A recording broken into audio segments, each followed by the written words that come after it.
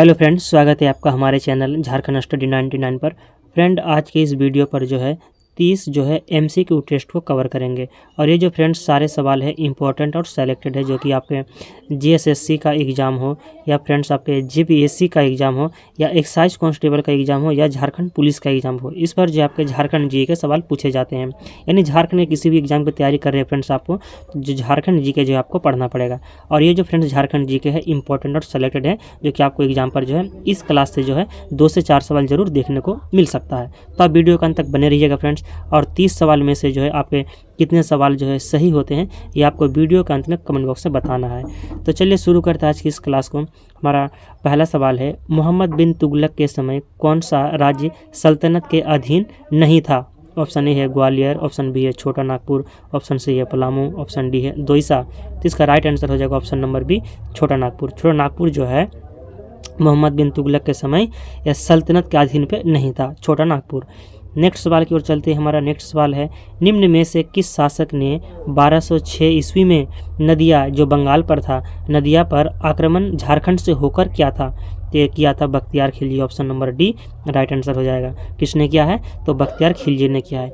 और फ्रेंड्स एक इम्पॉर्टेंट सूचना जो मैं आपको बताना चाहता हूँ, इसका जो फ्रेंड्स ये क्लास का पीडीएफ जो है, क्लास जैसे ही ख़त्म होता है तो आप इसका पीडीएफ जो है हमारे टेलीग्राम चैनल झारखंड स्टडी 99 से जुड़ जाइएगा, क्योंकि फ्रेंड्स वहाँ पर जो आपको इनका जो क्लास का यानी सारे वीडियो का पीडीएफ वहाँ पर प्रोवाइड कराया जाता है। तो आप पीडीएफ से भी बाद में जो है क्लास को देख सकते हैं। तो आप हमारे टेलीग्राम चैनल से जुड़ जाइएगा। टेलीग्राम चैनल का नाम है झारखंड स्टडी 99। तो सवाल था यहाँ पर कि 1206 ईस्वी में नदिया पर आक्रमण झारखंड से होकर किया था, किसने किया था? तो बख्तियार खिलजी ने किया है। कब किया है? तो 1206 ईस्वी में किया है। नेक्स्ट सवाल है, मोहम्मद बिन तुगलक के शासन काल में नागवंश का राजा कौन था?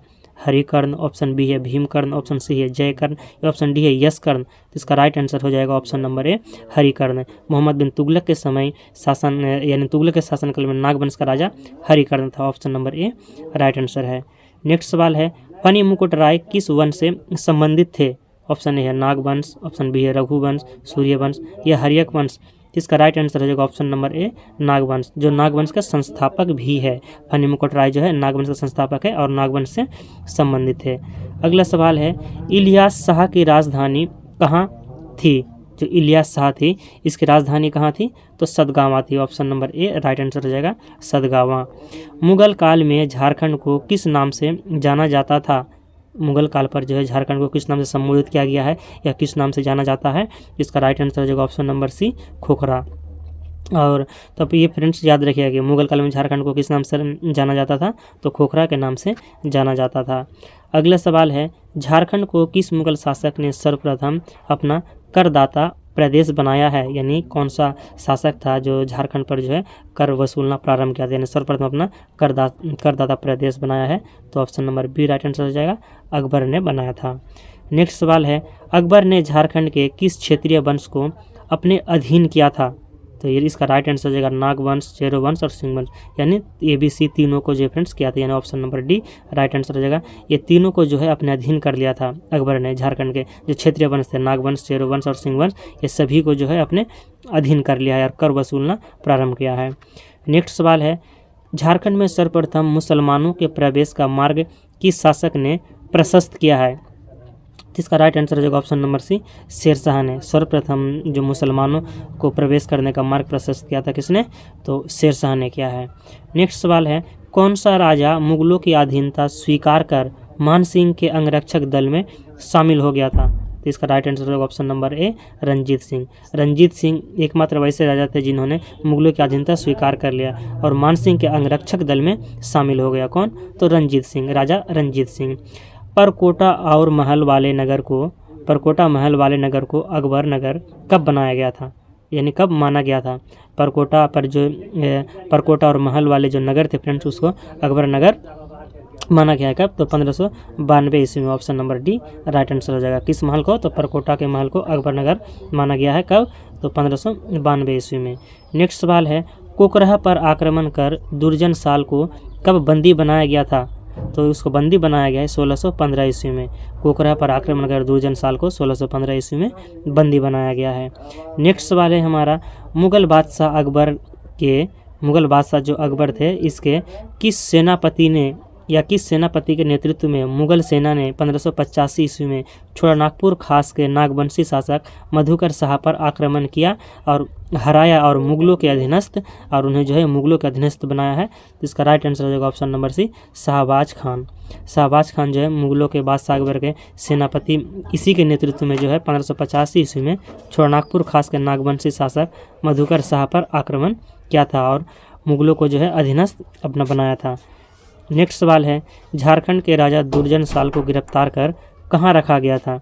इसका राइट आंसर हो जाएगा ऑप्शन नंबर सी, ग्वालियर में। झारखंड के राजा दुर्जन साल थे, उन्हें गिरफ्तार कर ग्वालियर में रखा गया है। नेक्स्ट सवाल है, 1616 ईस्वी में कर नहीं देने के कारण किस महाराज को जहांगीर ने ग्वालियर के किले में कैद कर दिया था? ऑप्शन ए है सुंदर को, रघुनाथ को, दुर्जन साल को, या ऑप्शन डी है यदुनाथ को। तो इसका राइट आंसर हो जाएगा ऑप्शन नंबर सी, दुर्जन साल को। राइट आंसर क्या है? दुर्जन साल को 1616 ईस्वी में कर नहीं देने के कारण महाराज को जो है जहांगीर ने ग्वालियर के किले में कैद कर दिया था।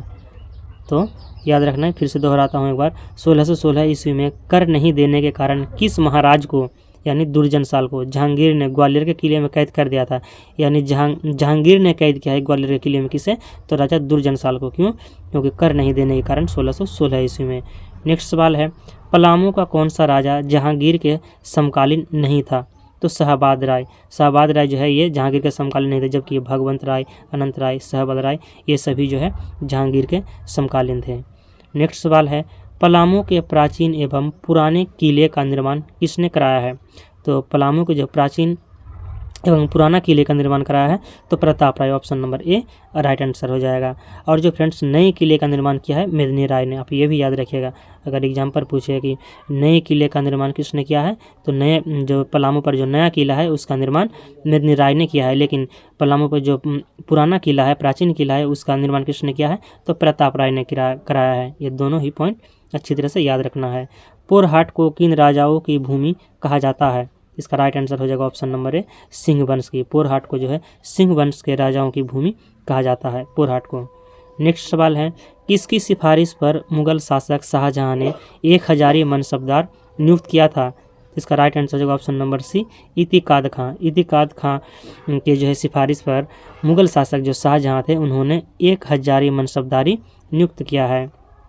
नेक्स्ट सवाल है, पलामू के फौजदार मनकली खां का 22 अगस्त 1966 को स्थानांतरण कर दिया गया। इसके बाद पलामू किसके अधीन रहा? याद रखना है कि 22 अगस्त 1666 को जब पलामू के फौजदार मनकली खां का स्थानांतरण कर दिया गया, इसके बाद जो है पलामू किसके अधीन रहा था? तो इसका राइट आंसर हो जाएगा ऑप्शन नंबर डी, पलामू पर चेरो का जो है आधिपत्य हो गया 22 अगस्त 1666 ईस्वी को। नेक्स्ट सवाल है, किस राजा को न्यासी राजा कहा जाता है? बहुत ही इजी सवाल है और यह एग्जाम पर कई बार पूछा गया है। प्रीवियस ईयर, अगर प्रीवियस ईयर क्वेश्चन आप देखेंगे फ्रेंड्स तो यह सवाल जो है आपको देखने को मिलेगा, जिसमें कहा गया कि न्यासी राजा की संज्ञा किससे दिया गया या न्यासी राजा के नाम से किसे जाना जाता है? तो ये मेदिनी राय को जाना जाता है। किस राजा को न्यासी राजा कहा गया है? तो मेदिनी राय को। नेक्स्ट सवाल है, किस शासक के शासनकाल को चेरो शासन का स्वर्ण युग के रूप में जाना जाता है? तो मेदिनी राय। मेदिनी राय के ही जो शासनकाल को फ्रेंड्स चेरो शासन का स्वर्ण युग कहा जाता है। मेदिनी राय किससे संबंधित है? तो चेरो से संबंधित है। नेक्स्ट सवाल है, औरंगजेब के शासनकाल में नागवंशी राजाओं का धर्मगुरु कौन था? तो हरिनाथ था। Option number B right answer है। औरंगजेब के शासनकाल में नागवंशी राजाओं का धर्मगुरु हरिनाथ थे। अगला सवाल है, किस मुगल शासक की मृत्यु के बाद झारखंड स्वतंत्र हो गया? तो औरंगजेब। जब औरंगजेब का मृत्यु हो जाते हैं इसके बाद जो है झारखंड जो है मुगल शासक की मृत्यु के बाद स्वतंत्र हो जाते हैं। नेक्स्ट सवाल है हमारा, औरंगजेब के समय झारखंड का कौन सा जिला मुगल सत्ता से बाहर रहा है? तो धनबाद। धनबाद जो फ्रेंड्स या जब औरंगजेब के समय पे झारखंड मुगल सत्ता से बाहर रहा था, यानी धनबाद पर जो है मुगलों ने शासन नहीं कर पाया, यह जो है अपने आप में स्वतंत्र था। तो कौन सा जिला? तो धनबाद जिला। अगला सवाल है, निम्न में से सुमेलित नहीं है मुगल बादशाह और जो चेरो शासक है उसका आपको चयन करना है। यानी फ्रेंड्स इस तरह के सवाल आपको जो एग्जाम पर एक सवाल जरूर देखने को मिलता है, चाहे आपका JSSC का एग्ज़ाम हो या आपका JPSC का एग्ज़ाम हो या JSSC CGL का भी एग्ज़ाम हो। इस पर जो आपको मिलान से संबंधित और कूट से संबंधित सवाल जो है पूछ लिया जाता है, और इस पर जो है सारे अगर आपको पॉइंट याद रहेंगे तभी आप इन्हें जो है सॉल्व कर पाएंगे। तो यहाँ पर मुगल बादशाह दिया हुआ और चेरो शासक दिया हुआ है, और जो सुमेलित नहीं है उसका चयन करना है। तो भगवंत राय जो है किसके समय में थे? अकबर के समय में थे। तो ऑप्शन बी है जहांगीर अनंत राय, ऑप्शन सी है शाहजहाँ साहब राय, ऑप्शन डी है औरंगजेब मेदिनी राय। तो इसका राइट आंसर हो जाएगा फ्रेंड्स ऑप्शन नंबर सी, ये जो सुमेलित नहीं है शाहजहाँ और साहब राय ये आपके सुमेलित नहीं है। जबकि आपका अकबर भगवंत राय किसके समकालीन थे? तो अकबर के, इसके बाद अनंत राय जहांगीर के, मेदिनी राय औरंगजेब के। यानी ए, बी और डी जो है तीनों सही है, आपका सी गलत है। नेक्स्ट सवाल की ओर चलते हैं। हमारा नेक्स्ट सवाल है पलामू के राजा गोपाल राय को शाह आलम द्वितीय से कब दीवानी प्राप्त हुई है? तो 1771 ईस्वी में। पलामू के राजा कौन थे? तो गोपाल राय। इसको जो है शाह आलम द्वितीय से कब दीवान प्राप्त हुई है? तो 1771 ईस्वी में दीवान प्राप्त हुई है। नेक्स्ट सवाल है चेरो शासक जय कृष्ण राय। चेरो शासक कौन थे? जय कृष्ण राय किस मुगल शासक के समकालीन था? इसका राइट आंसर हो जाएगा Mohammad Shah. Option number B right answer है। चेरो शासक जय कृष्ण राय किस मुगल शासक के समकालीन था? तो मोहम्मद शाह के समकालीन था। नेक्स्ट सवाल है रोमन साम्राज्य के सिक्के प्राप्त हुए हैं? तो सिंहभूम से। Option number A right answer हो जाएगा। रोमन साम्राज्य के सिक्के कहाँ से प्राप्त हुए हैं? तो सिंहभूम से प्राप्त हुए हैं। कुषाण कालीन सिक्के प्राप्त हुए हैं। तो यहाँ पर पूछा गया कुषाण कालीन सिक्के किस स्थान से प्राप्त हुए हैं? तो रांची से। रांची से आपका कुषाण कालीन सिक्के प्राप्त हुए हैं। रांची से कुषाण कालीन सिक्के प्राप्त हुए हैं। और आपका रोमन साम्राज्य के सिक्के कहाँ से प्राप्त हुए हैं? तो आपके सिंहभूम से प्राप्त हुए हैं। कुषाण कालीन सिक्के रांची से प्राप्त हुए हैं। नेक्स्ट सवाल फ्रेंड्स, और आज की इस क्लास का अंतिम सवाल, समुद्रगुप्त के शासनकाल में छोटानागपुर को कहा गया है? समुद्रगुप्त के शासनकाल पे जो है छोटानागपुर को क्या कहा गया है? तो मुरुन कहा गया है। Option number C right answer हो जाएगा, मुरुन कहा गया है। और फ्रेंड्स एक आंसर का जवाब आपको जो है कमेंट बॉक्स में बताना है कि महाभारत काल में जो है यानी महाभारत पर जो है झारखंड को किस नाम से संबोधित किया गया है। ये आपको जो है इसका जवाब आपको कमेंट बॉक्स में बताना है। महाभारत काल में झारखंड को जो है किस नाम से संबोधित किया गया है, इसका जवाब आप कमेंट बॉक्स में जरूर बताइएगा। तो मिलते हैं नेक्स्ट वीडियो को लेकर बहुत जल्द। जय हिंद।